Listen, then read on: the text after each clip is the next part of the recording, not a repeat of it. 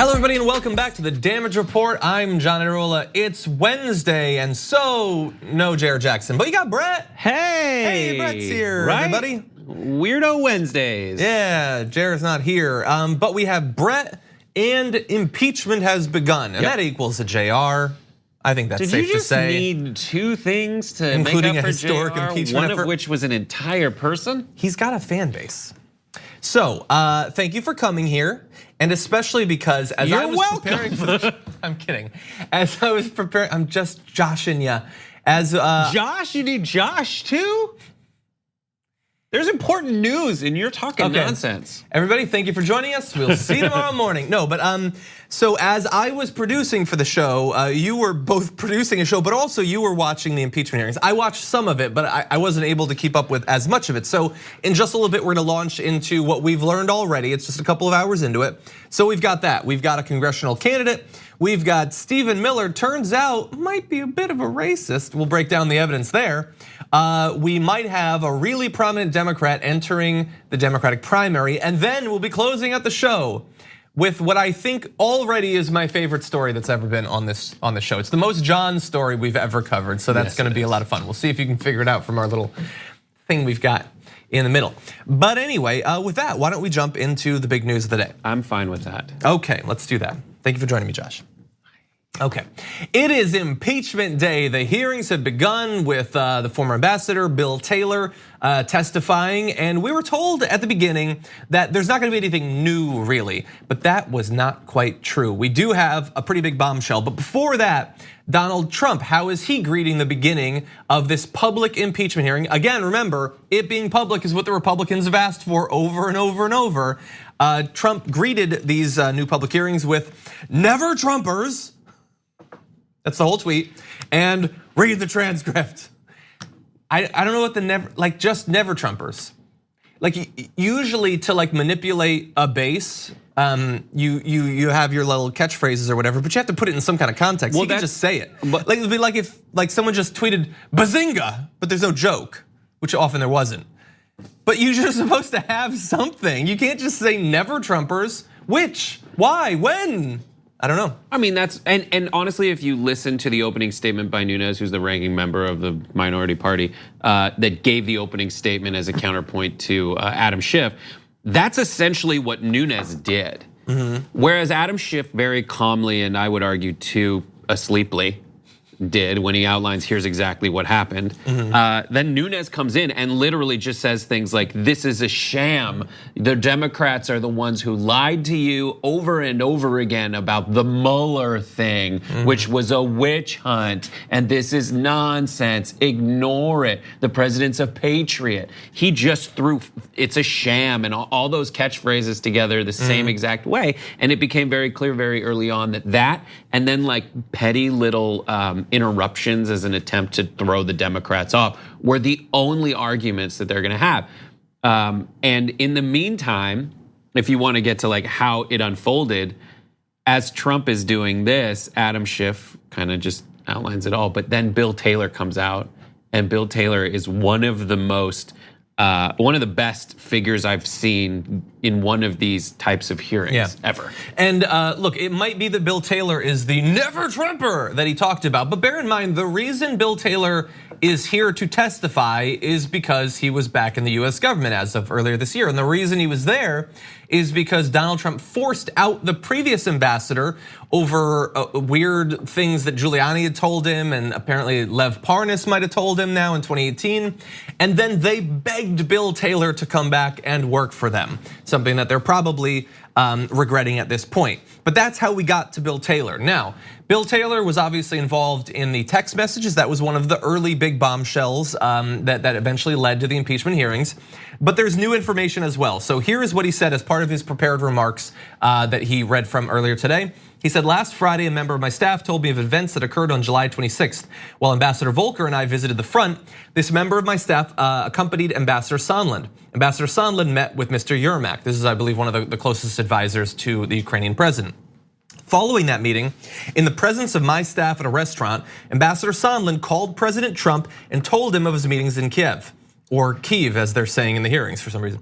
The member of my staff could hear President Trump on the phone asking Ambassador Sondland about, quote, the investigations. Ambassador Sondland told President Trump that the Ukrainians were ready to move forward. This is the bad news bears, Keystone Cops group of folks you're dealing with, where Sondland is on the, or what was it? Who was on the phone? Basically, during the phone call, Sondland called Trump. Sondland calls Trump, but the idea that a staffer who's like waiting to hear back, you can hear in the background Sondland make a phone call with Trump and just have a conversation. Or is this a phone call? I'm sorry. It's a phone call. There was another thing where like the staffer said, yeah, the staff basically just hears this all go on. Yeah. And it's so loud that the staffer can hear what Trump is saying. Yeah. Well, I mean, look at the way he tweets, all caps. That's how he's an all caps kind of guy. It is so stupid. Not to mention that there was a phone call, and some people have been pointing out, like, by the way, if you do make these cell phone calls in Kiev, like it's likely that they're being tapped. It is essentially like just shouting it out in a public place. Might as well, which they were also doing. So look, he meets with this advisor to the president and immediately calls Trump to let him know about the investigations. And look, I'm not an expert on any of this stuff, but the people who are supposedly experts say that ambassadors do not generally call the president after a meeting, and they definitely don't talk about very particular granular details of the negotiations. But in this case, they did, presumably because it was considered important to Donald Trump. But there was one more graphic before we add more context. Following the call with President Trump, the member of my staff asked Ambassador Sondland what President Trump thought about Ukraine. Ambassador Sondland responded that President Trump cares more about the investigations of Biden, which Giuliani was pressing for. At the time I gave my deposition on October 22nd, I was not aware of this investigation. And this is important, but yeah. Information. This is also important because it directly contradicts quite a bit of what Sondland has said in his initial testimony. That was changed slightly when he updated it later on.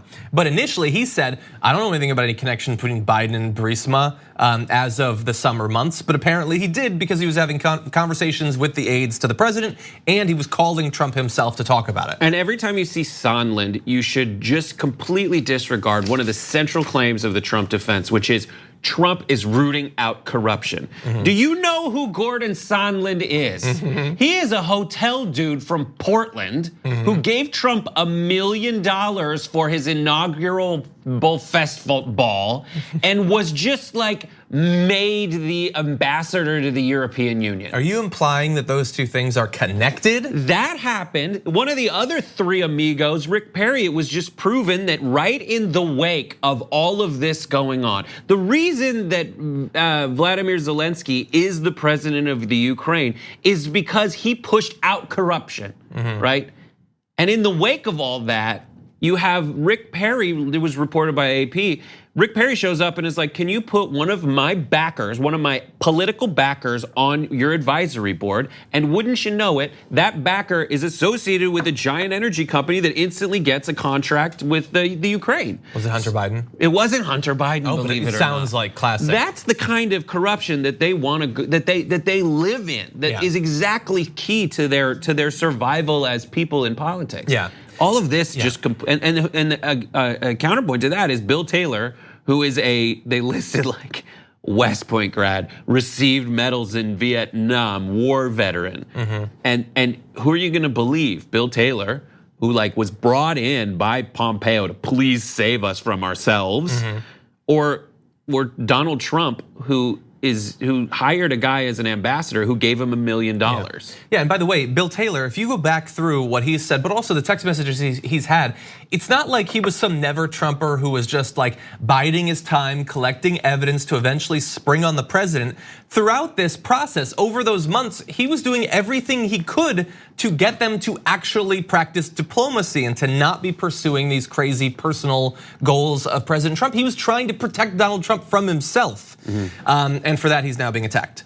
But yes, as you point out, the fact that Sondland is the ambassador at all is obviously corruption. It's the sort of corruption that we've just grown accustomed to in America. That's how a lot of these ambassadors are just big funders or friends of them or whatever. And honestly, at this point, if you honestly believe that Donald Trump cares about corruption disconnected from any personal electoral concerns, I'm shocked that you were able to turn on the device that you're watching this with, because that's crazy to believe at this point. Even in the phone call, the only examples he brings up of corruption in Ukraine have to do with conspiracy theories around Hillary Clinton and Joe Biden. That's it. He couldn't even come up with one other company that he has concerns about, or one other individual, or one other investigation, anything. And after all of this came out, weeks and weeks have gone by, he still hasn't come up with one other example of corruption that doesn't have to do with his own personal political enemies. And that's exactly, that's exactly what Taylor's pointing out. And that is exactly when Taylor said something's wrong here. Yeah. Is when that kind of stuff happened, when he started making it, and he clearly ties the withholding of aid to the pressure campaign by Trump and Giuliani that involves withholding funds for Ukraine. Yeah. And in the meantime, both Schiff and Taylor set up the consequences geopolitically, the things that actually matter. He's saying, like, people have died. People will continue to die because Trump is holding, and that is the definition of corruption. Trump is holding up military aid, holding up things that we, the taxpayers, are funding. And in exchange, he wants something just for himself. Yeah. That is corruption. That is the enemy. And as many people have pointed out, quid pro quo, look, there's the actual meaning and then there's sort of the connotation. Like you getting something you want and me getting something I want, that I think is best described as a quid pro quo. But like when if you're hanging from a branch off the edge of a cliff and I ask you to do something for me before I help you up, it's technically a quid pro quo, but it's really extortion because you desperately need this thing. And that's exactly what this is. This is precisely extortion. Yeah. He is getting something through pressure, and it is unethical the way that he's doing it. Yeah, 100%. Okay, we're gonna take a short break. When we come back, candidate is gonna be joining us after this. We need to talk about a relatively new show called the Republic, or UNFTR. As a Young Turks fan, you already know that the government, the media, and corporations are constantly peddling lies that serve the interests of the rich and powerful. But now there's a podcast dedicated to unraveling those lies, debunking the conventional wisdom. In each episode of the Republic, or UNFTR, the host delves into a different historical episode or topic that's generally misunderstood or purposely obfuscated by the so-called powers that be. Featuring in-depth research, razor-sharp commentary, and just the right amount of vulgarity, the UNFTR podcast takes a sledgehammer to what you thought you knew about some of the nation's most sacred historical cows.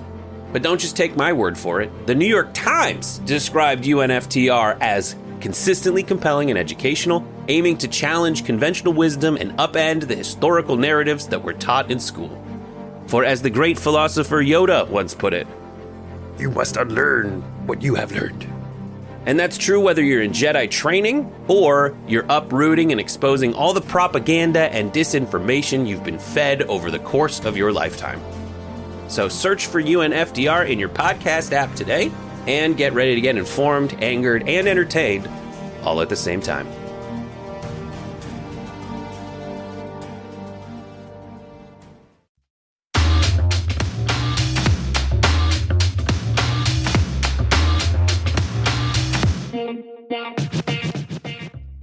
Joining us now is a candidate running for the California Assembly election for District 25. Welcome to the show, Natasha Gupta. Hi there, good morning, how are you? Good morning, doing well. How are you doing? I'm doing great. We're out here in California, right in Silicon Valley. Exactly, not too far from where we are right now. So tell me about this race so far. What are some of the core issues that you're running based on? You know, in District 25, the district I'm running in, this is really the heart of Silicon Valley. And in fact, the heart of where the issues of the progressive movement are starting to really hit home with the housing crisis, with the issue of student debt, and well, more recently with the wildfires that we had, and really the call for a statewide Green New Deal. And that is really one of the core parts of my platform.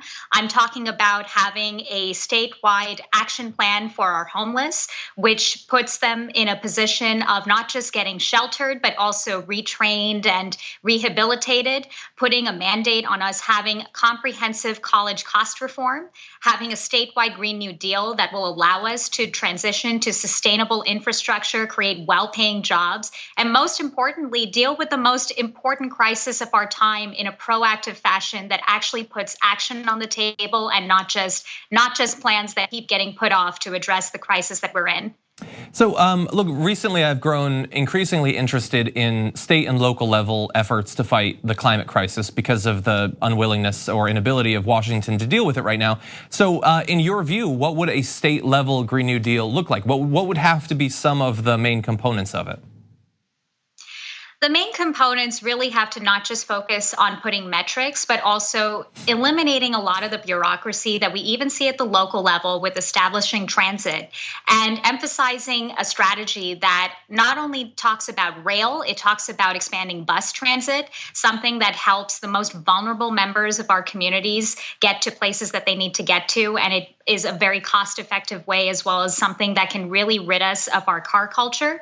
We have to also talk about a statewide infrastructure plan for the most disadvantaged communities that are the biggest heart of where the climate crisis hits first, in helping them transition, whether it's reinstating the PACE program for subsidies for low-income communities to install solar in their homes, or we have to talk about expanding the California FAIR program for wildfire-prone areas that are low income, and have them have some pathway towards getting insurance and towards getting some kind of a recovery strategy for their communities, because they're going to be the first hit.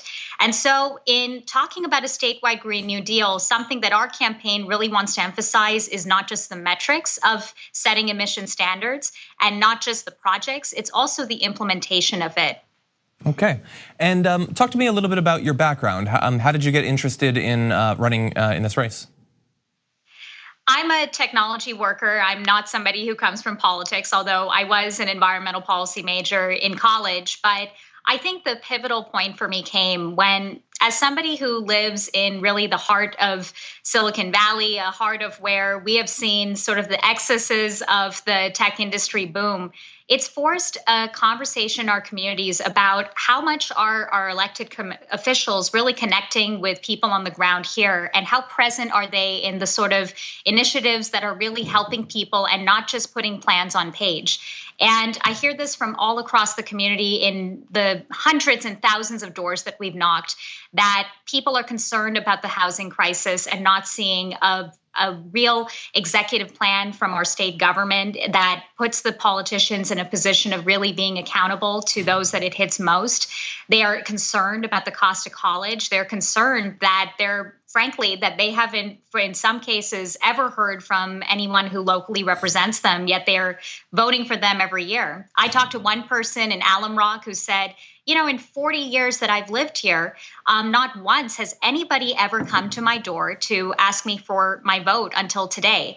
And that just tells you how incredibly disengaged our political class is with those that live in the districts they're running to represent. And it's because the establishment has become so comfortable with being able to handily win re-election every year.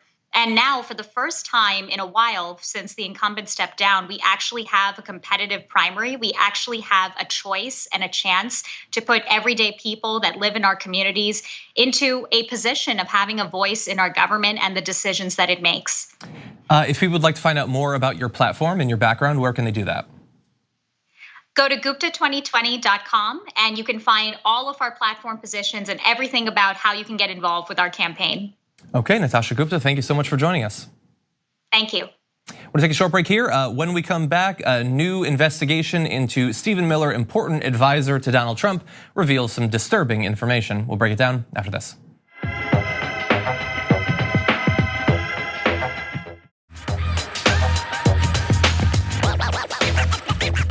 Stephen Miller has, against all odds, become a big advisor to the president on issues of immigration and related topics. He's been his defender in the media occasionally, and along the way, from things that he's said and policies that he's advocated for, many have criticized him for being apparently a white nationalist. Those people have gotten criticized in turn. When Ilhan Omar declared that he was a white nationalist, she was attacked pretty vigorously.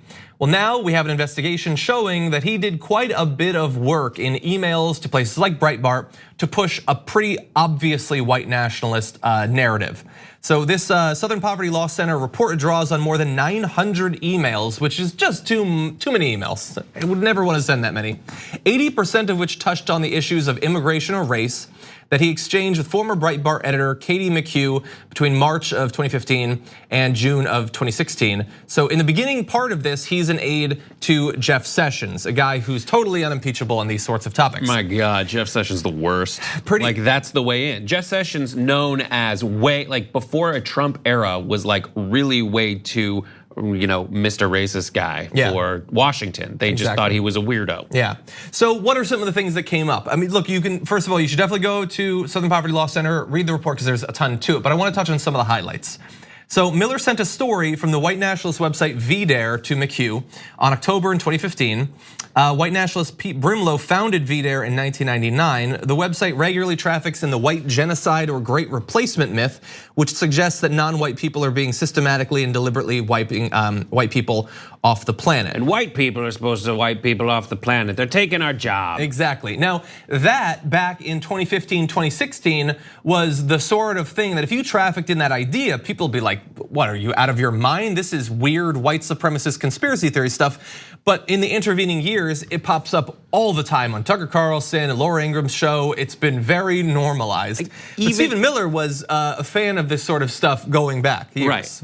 And but even in like weird places that you wouldn't expect it. The other day, Laura Ingraham just said something about impeachment. We have to fight back to like defend our heritage. To defend our heritage. Protect our, like what? What is that? What are you talking about? Yeah. She hates identity politics. That's what she hates. She just wants to defend our heritage from impeachment. But anyway, so look, that's bad that he's using VDare, which it's not like we found out later that this is a white nationalist site. It was a white nationalist site at the time. He was a fan of it. He was browsing it for articles and he was sharing them with people at Breitbart. But also, this is one of the most obvious things, and it pops up with a lot of people, including Steve Bannon. It is their love for a particular book, and that book is Camp of the Saints. So back in September of 2015, he emailed recommending this 1973 novel, Camp of the Saints, which has been upheld by nativists and the alt-right as a cautionary tale about the effects of immigration. The book portrays brown-skinned immigrants from India as savages who eat their own feces and invade the white world of Europe. The basic idea of the book is that a huge flotilla of immigrants from other parts of the world come and invade Europe and take over all of their countries and rape and kill everyone and make the Queen of England marry her daughter to a Pakistani guy or something like that.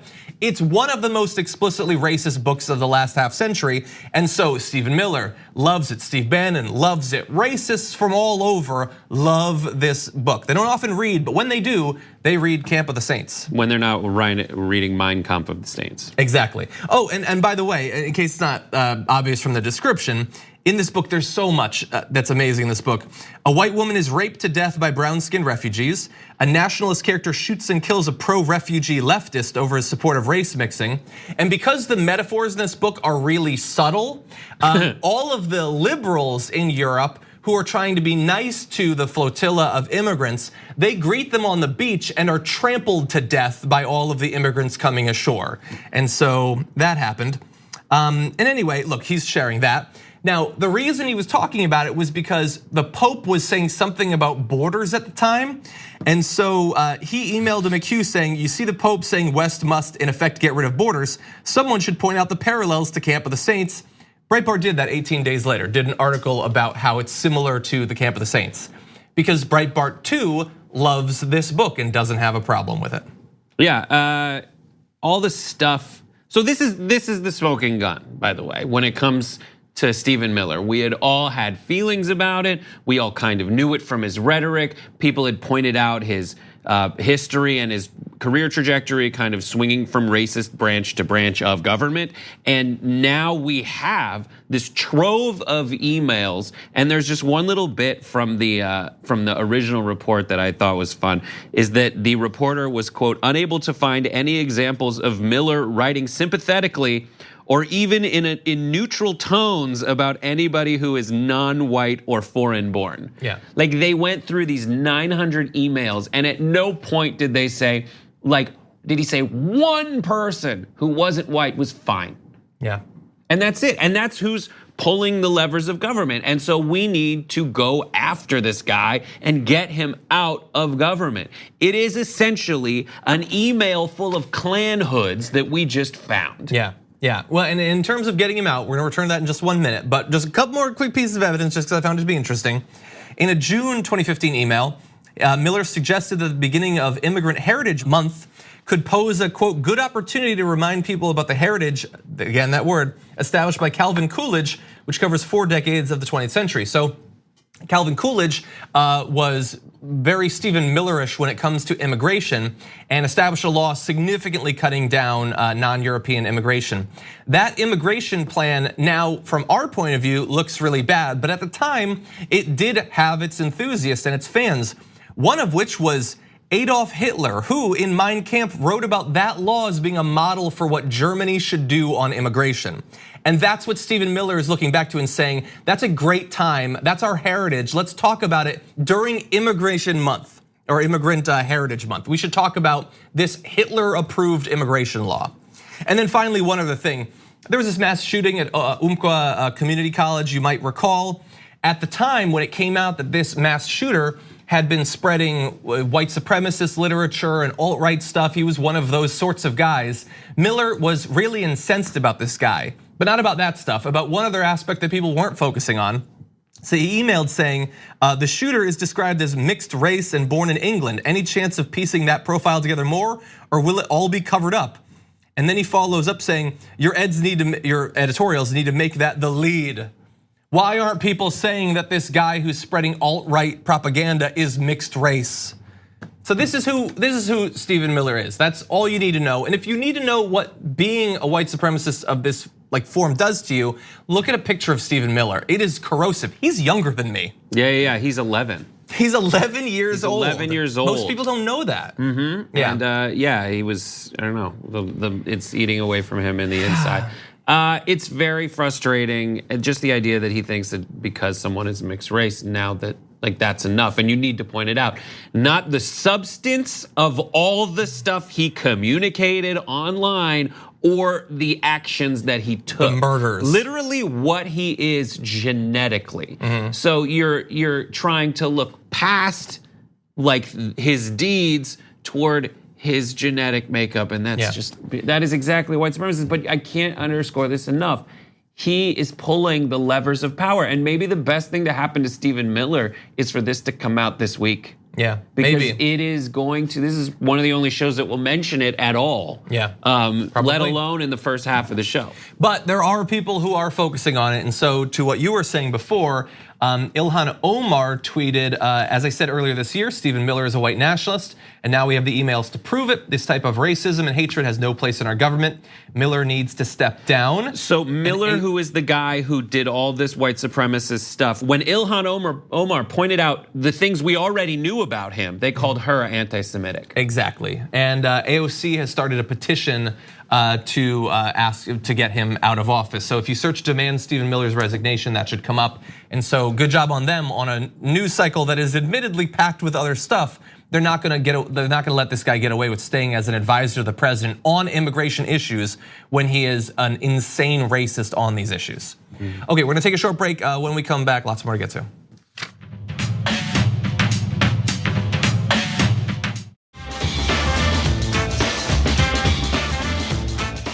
So why am I not going to watch this hearing tomorrow? Because I think it is a threat to the presidency. I don't want to legitimize it. It's un-American. It denies the basics of due process.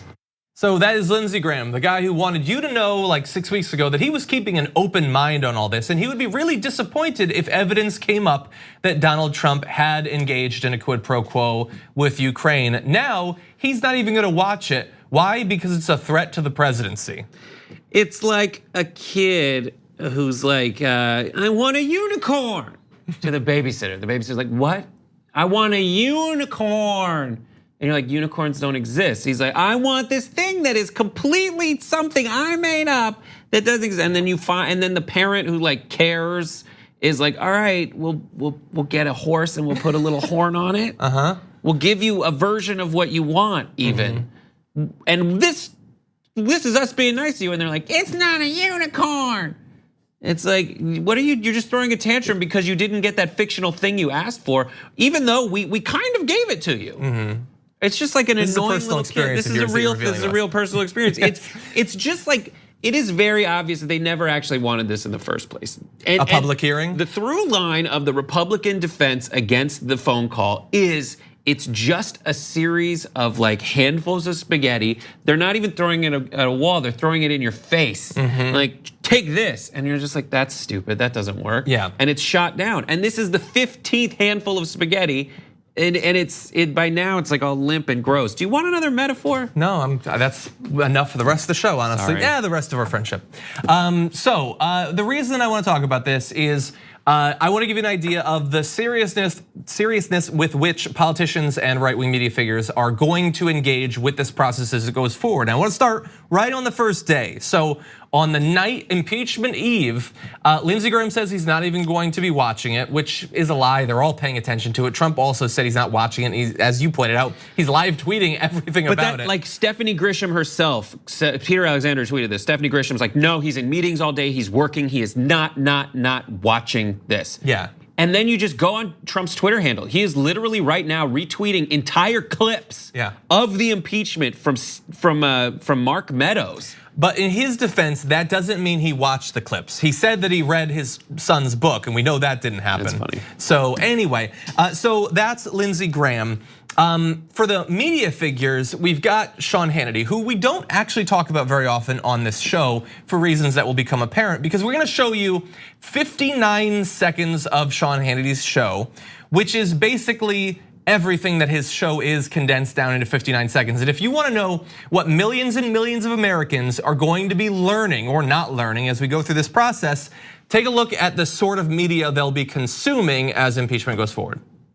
It is impeachment eve. The circus is coming to town, and we are just now hours away from the corrupt, compromised, coward, and congenital liar Adam Schiff show on Capitol Hill, brought to you by him and his fellow raging psychotic Democrats and their top allies in the media mob. First, know this. This is important. Everything you're going to see in the next 2 weeks is rigged. This is a phony show trial. There is zero due process, none. It is yet another fraudulent hoax, conspiracy theory. It is another witch hunt. It is wrought with rampant, putrid hypocrisy, a repulsive double standard. By the way, it's all bad for the country, but this is what your Democratic Socialist Party has become. This is who they are. This is what defines them, frankly, perfectly. So that might have sounded like a weird right winger at a bar ranting, but he was reading that off a teleprompter. That was what he wanted to deliver, and I immediately thought, we're on a lot of different platforms and everything too, IT, but we're an online show. We're not serious. You can just say whatever you want. He called them raging psychotic Democrats, implies that he thinks that the current Democratic Party is a socialist party, implying that he doesn't pay attention to anything of what they actually say. That was a expensive to produce show with dozens and dozens of staff members that is nothing better than just like having like an AI read Twitter comments. But basically, all it is like applause lines. That's what they're going for, and it's like it's a stand-up routine, but instead of jokes, it's just lingo. It's just terms. It's code words to his base. It's vocab. It's words like mob media, socialist, showtime, sham, fake. It happened on that show, and he's talking about like this media conspiracy that's all weaved together with the people in power in Congress. If you listen to Devin Nunes's opening statement, it's exactly like that. It is just like a bunch of the vocab words from the BS glossary of the Trump diatribes pieced together with conjunctions. That's it. Yeah, and one of the little parts that annoyed me, although I do understand it, is he said that this impeachment inquiry is a conspiracy theory. It's not a conspiracy theory, but they like to use that term to apply it to legitimate investigations of crimes that Trump has already committed to, because Sean Hannity likes to spread actual conspiracy theories and he wants to sap the word of all of its meaning. He's the one doing months of shows about Uranium One and stuff like that, and he doesn't want to be criticized for spreading actual conspiracy theories. So now they apply the term to literally everything. Yeah, and Lindsey Graham's not alone when it comes to like not watching this. There's a whole group of senators who said that I'm not going to watch this. They pledged not to watch it. We're too busy. We think it's a sham. It's absolutely not. To say that this lacks due process, he's trying to make you think that what's happening now on TV is exactly like the rules that govern an episode of Law and Order. Yeah.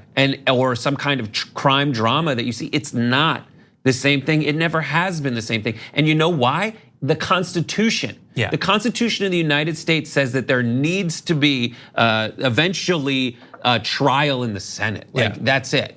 And you can come up with the rules as you want. There's a whole Politico article that says technically, if 3 Republican senators say we want a secret vote, we can do that. Yeah. Like those are the rules. And if you have a problem with that, you have a problem with the very founders you purport to support undyingly till the end of time. But you don't. You just choose what's convenient for you in the moment, and that's un-American. And Lindsey Graham is pretending that because we're not in that trial, because we're not doing what will happen in that trial, that the current state is invalid. The thing is, he knows that he's wrong. He was involved in the impeachment trial of Bill Clinton.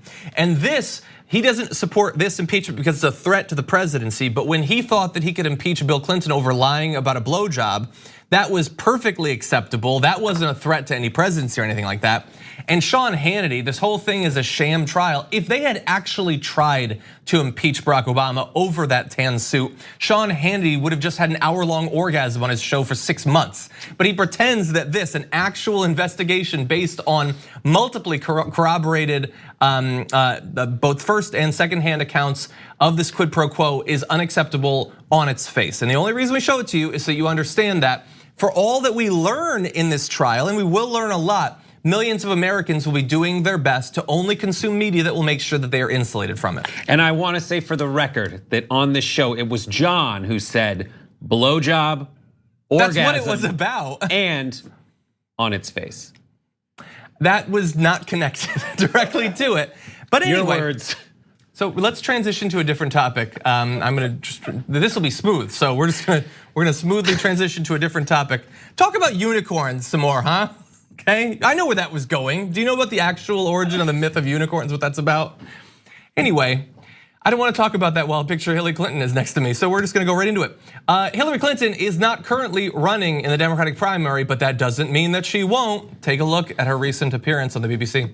Are you going to run again? No. That is 100%. So in a few days, I'm not going to open my newspaper. Well, I never say never to anything. You've only got a few days left. I know it's way past time, but I think all the time about what kind of president I would have been and what I would have done differently and what I think it would have meant to our country and the world.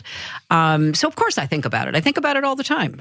Okay, so that's one thing, and she does say that she's not going to there. But in this second clip, take a look at one of the things she says. That's what makes me a little bit worried that this isn't just idle speculation. Bill Clinton, your dad, your husband, didn't rule it out last month when talking to Georgetown. He said, I can't rule it out. So you are ruling it out now. Well, look, as I say, never say never. And I will certainly tell you I'm under enormous pressure from many, many, many people to think about it. But as of this moment, sitting here in this studio talking to you, that is absolutely not in my plans. So it's not in her plans, but she had an opportunity to totally rule it out. And that's not the thing. It's lots of people want me to. Why are you bringing that up if you have no interest in it? I wanted to. You like pragmatically? Yeah, let's do the same thing over and over again. I get where you, look, I agree with you. No, I don't, it's too risky. But it would be exciting. Okay, let's have a run. No, I was just saying, let's do the same thing over and over again. I get very frustrated when I hear people in the media say, we just need to be slightly less than Trump and run a moderate who, and invariably, no matter who is tossed out there name-wise, it is someone who has been part of the Washington world for years and years and years. And they say that as if that didn't just happen. Yeah. That's the frustrating thing. And they fight against trying something new. That is just something that logically doesn't hold together for me and makes me want to bang my head against a wall. Okay, yeah, I would guess that it's not going to happen, that she's not going to run, but she could make it a lot easier to not have to guess by actually ruling it out. And instead, once a month, she gets asked something about this and she's like, well, maybe not. I'm not going to do it, but like lots of people want me to. Wouldn't it be awesome if I did? I don't want that kind of ambiguity. We've got a packed field already. Now we've got Bloomberg saying he might enter it. Deval Patrick might enter it. It's too late for any new people to enter. We've had so many candidates. It's the biggest Democratic field in decades. Let's choose from among the ones we have. We have some pretty awesome candidates, one of which I endorsed. You can go to the YouTube channel and see that video. Okay, we're taking a short break for my favorite story of all time.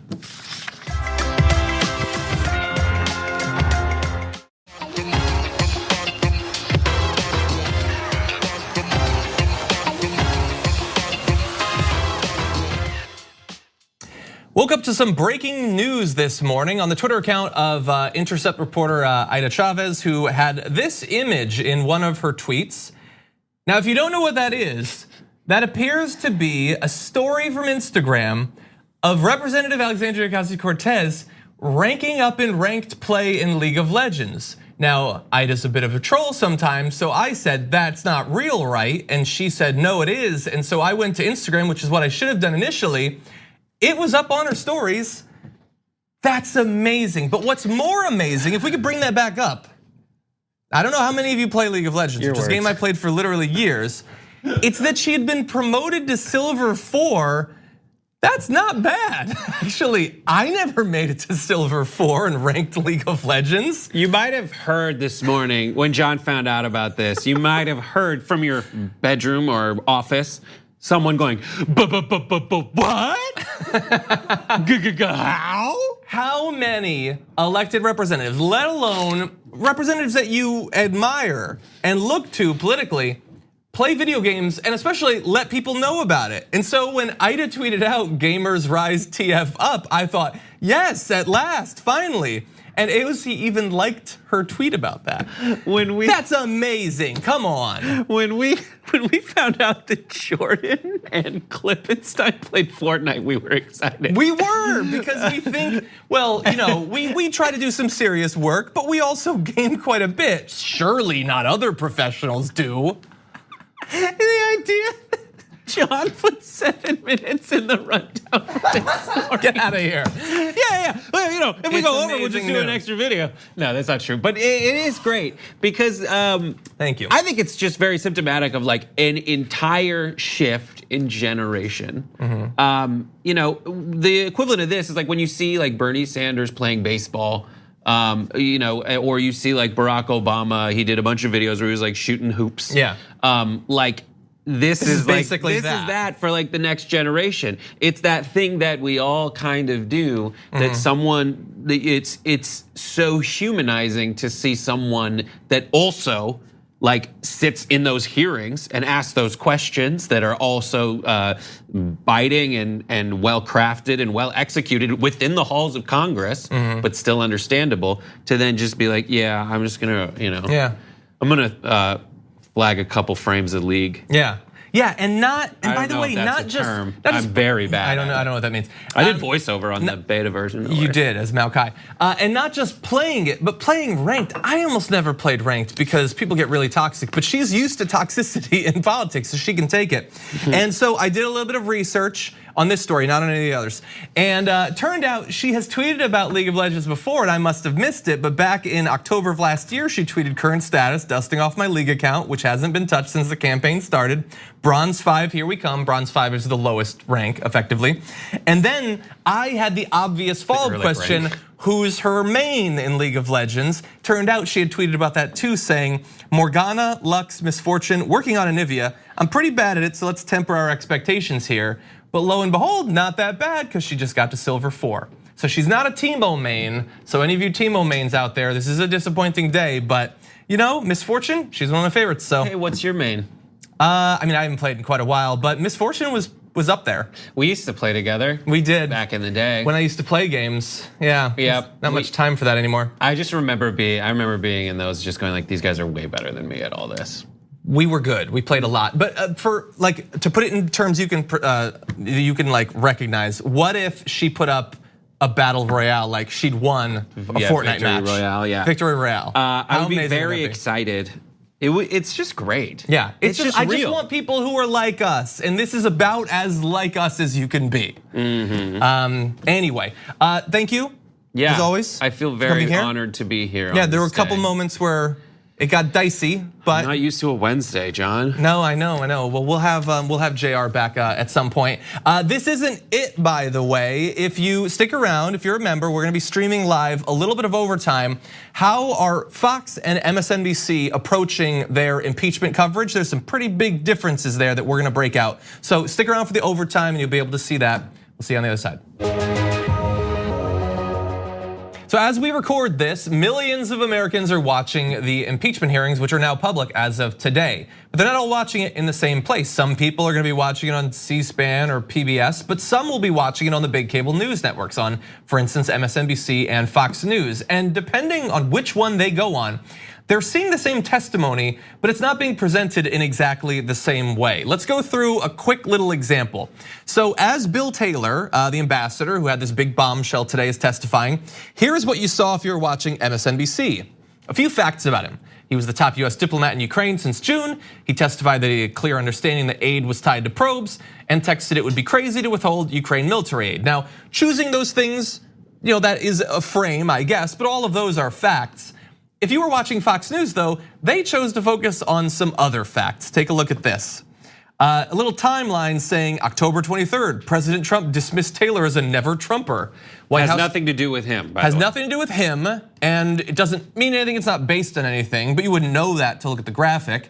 White House called Taylor's closed door testimony triple hearsay. Which is itself like not even hearsay, it's just a conjecture based on their approach, which by the way is convenient to them to call it based on hearsay. Yeah. It's not based on hearsay. And what is triple hearsay? He was the ambassador, he was talking with Sondland. They're involved in this effort. And then finally, GOP says Taylor had no firsthand knowledge about Ukraine aid, which is sort of just saying the same thing as the second one. But you basically learn nothing there. You learn that the White House, Trump and the GOP, which are effectively the same thing at this point, don't like him. That's it. But the first over the shoulder that you saw was just facts about the guy, his bio.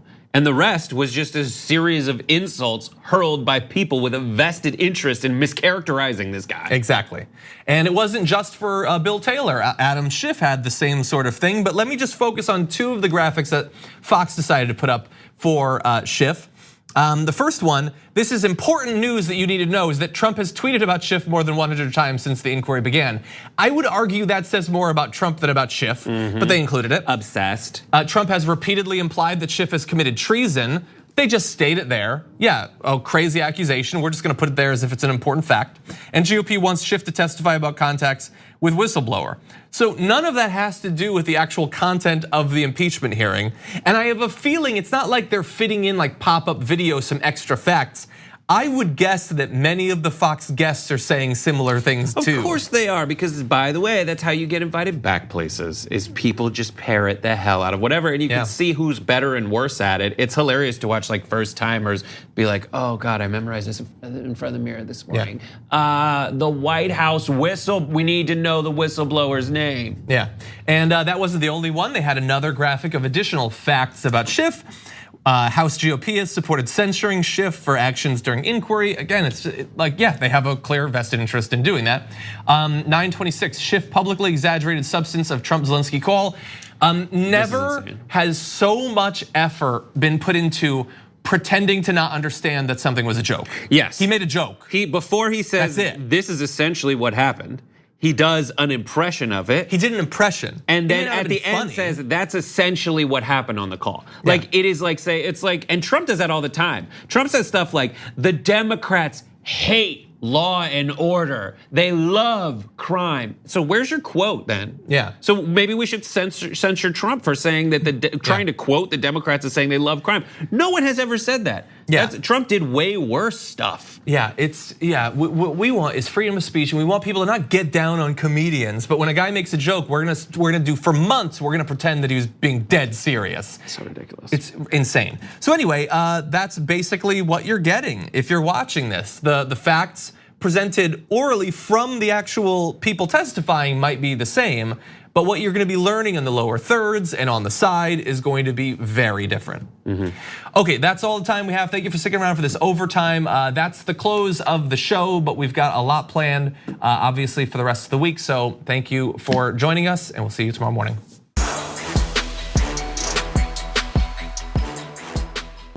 Thanks for listening to the full episode of The Damage Report. Support our work, listen ad-free, access members-only bonus content, and more by subscribing to Apple Podcasts at apple.co/TYT. I'm your host, John Aderola. I'll see you soon.